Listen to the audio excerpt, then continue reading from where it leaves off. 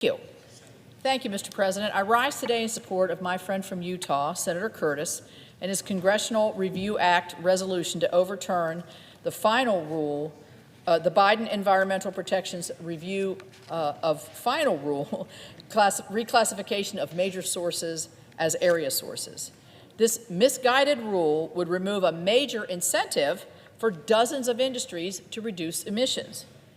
It would further saddle American energy producers and manufacturers with regulatory costs and burdens, and simply put, operates under a premise that is purely unfair. Under this rule, once you classify as a major source, you're always considered a major source, even though you would even be prohibited from ever achieving an area source status again, even if your emissions output decreased below the applicable threshold. This tells American manufacturing and energy leaders that no matter what you do, you will always operate under the strictest regulatory standard available. We should instead provide incentive for industries to lower their emissions and keep alive the option of returning to an area source once emissions are reduced.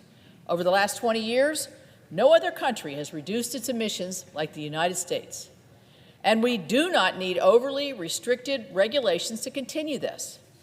Giving our private sector the ability to innovate in a sensible timeline is a different approach than the inflexible, top-down mandate that became a custom over the past 4 years. The good news is every member of this chamber now has the opportunity to right this wrong and reinstate the rule in place before that, which allowed for reclassification of these sources. The former rule, which was put into place by President Trump's first administration, encourages industries to take proactive steps to reduce emissions without increasing regulatory burden. And the results during President Trump's first term were overwhelmingly clear. Source reclassification reduces hazardous air pollution in our communities.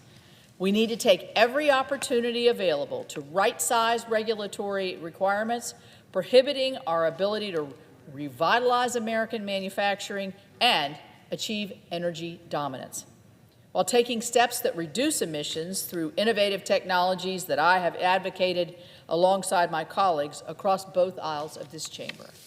We need to remember that our manufacturing, energy, and environmental policies do not need to be at odds with one another. A robust manufacturing sector, energy reliability, and a clean environment are not mutually exclusive. So I'm proud to join in this effort alongside Senator Curtis, my colleague on the Environment and Public Works Committee.